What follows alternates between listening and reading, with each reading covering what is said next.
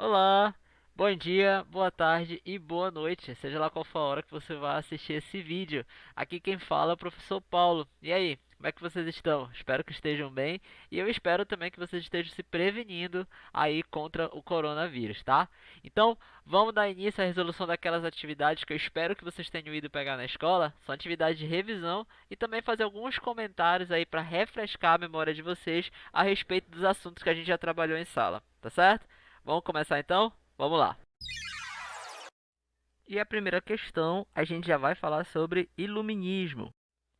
E a primeira questão, né, ela diz assim: por usar os princípios da razão para questionar os fundamentos da sociedade que vivia, os enciclopedistas foram considerados defensores de um pensamento revolucionário. Até mesmo alguns reis se rendiam às ideias, no entanto, não abandonavam seus tronos, e esses ficaram conhecidos como. Tá aí a enciclopédia, tá? Que era onde estava reunidos, né, todos os conhecimentos nesse livro. Resposta correta, letra C, déspotas esclarecidos, tá? Então, déspota significa tirano, né? Aquele que é autoritário, no caso o rei, que tinha todos os poderes concentrados na mão dele. Então, a esses reis, né, que até ali colocava algumas ideias iluministas dentro do seu modo de governar, dentro da sua administração, mas, no entanto, eles ainda assim não abandonavam o trono, né? Porque os iluministas falavam da ideia de você dividir esses poderes. Então eles continuavam ali no trono, claro, não queriam tirar a coroa da cabeça, né? E aí eles eram conhecidos como déspotas esclarecidos. Vamos para a próxima. Então, essa questão também, ela vai falar, né, sobre os iluministas, tá? E a pergunta é assim: os reis filósofos, temendo revoluções sociais, introduziram reformas inspiradas nas ideias iluministas, né? Então, justamente, alguns reis, alguns monarcas aí, eles temiam que o povo se rebelasse, que o povo ficasse satisfeito com ele, então eles acabavam agregando algumas ideias aí dos iluministas ao seu governo, ao seu tipo de mandato, né?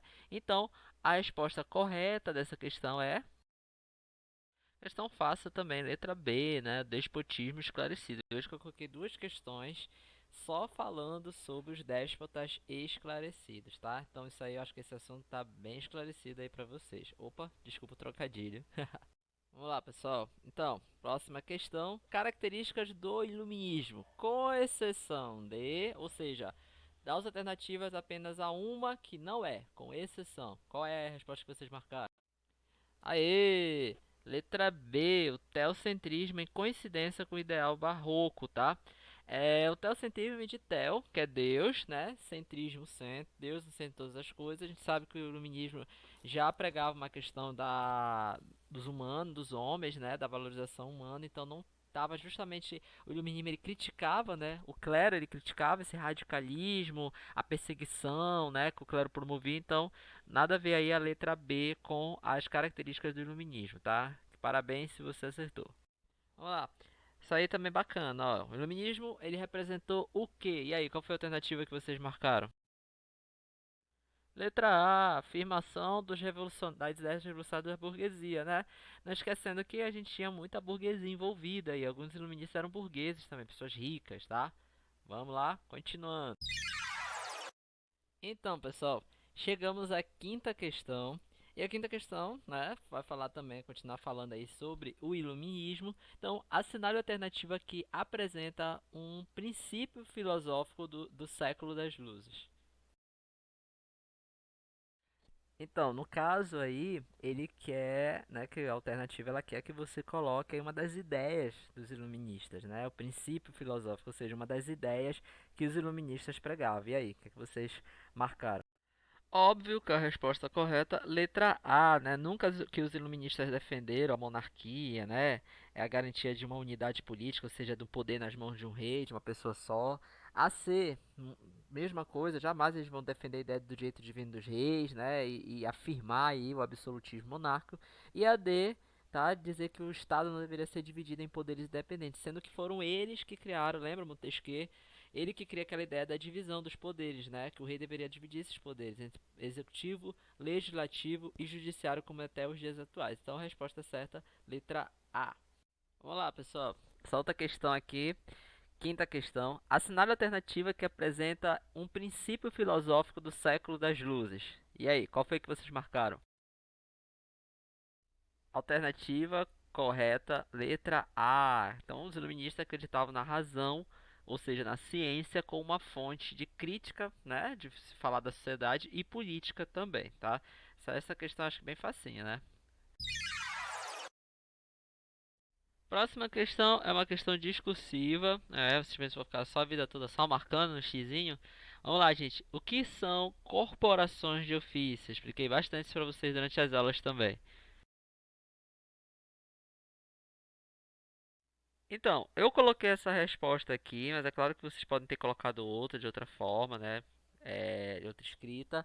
Mas é importante que a ideia seja a mesma, certo? Vocês estão no oitavo ano, vocês têm capacidade já de formular a resposta. Não precisa ficar preso sempre à resposta do professor ou a do livro, tá?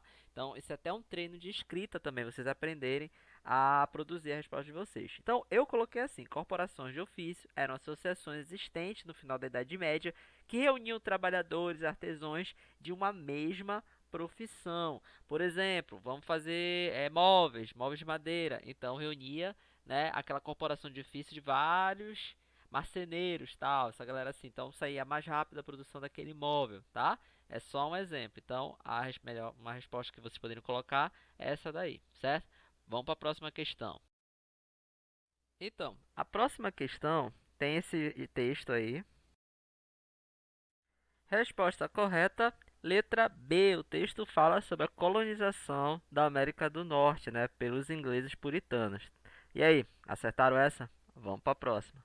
Então, a oitava questão também tem um texto, né? E aí, essa passagem do texto Democracia na América, tá? Qual foi que vocês marcaram aí? Espero que tenha sido a letra D, que é a resposta correta. Bem sucedida dos puritanos ingleses, né, que foram quem fundou aí, as pessoas que fundaram, colonizaram, vamos colocar assim, a América do Norte, né? Na chamada também como conhecida como Nova Inglaterra, tá? Acertaram essa? Legal, vamos lá. Então, a nona questão, ela vai falar sobre o comércio triangular, tá? O conhecido comércio triangular identificado durante o período da colonização americana era... Qual foi a alternativa que vocês marcaram?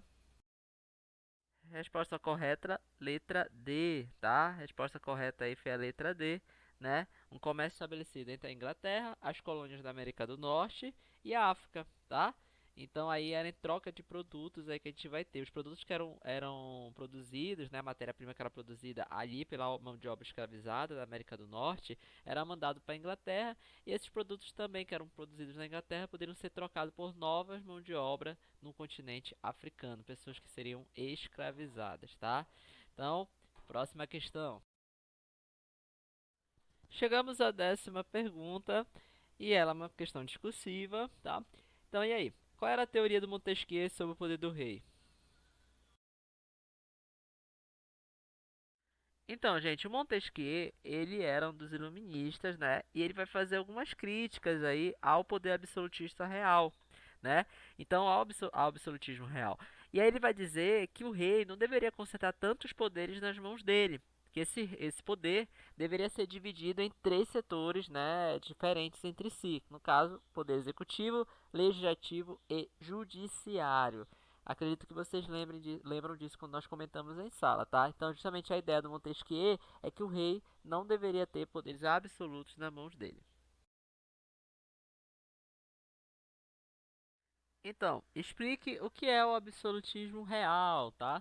Então vamos lá, uma breve explicação. O absolutismo real é o poder do rei, né? Absolutos poderes do rei, ou seja, o rei deter todos os poderes, né? O que ele decidir está decidido, não tem ninguém que possa ali contestá-lo, criticá-lo, há de quem ousasse fazer isso, né?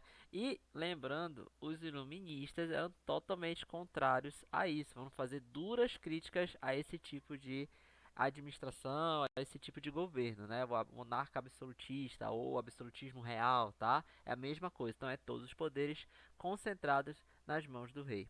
Olha, chegamos ao fim. Essa foi a última pergunta, né? A última questão. Então, galera, eu vou ficando por aqui. Eu espero que vocês tenham feito aí uma boa atividade, tá? Tenham conseguido acertar o maior número de questões, né? E continuem estudando e fiquem ligados que vai ter outros vídeos aqui, tá certo? Ah, saudades também, viu? De todos vocês.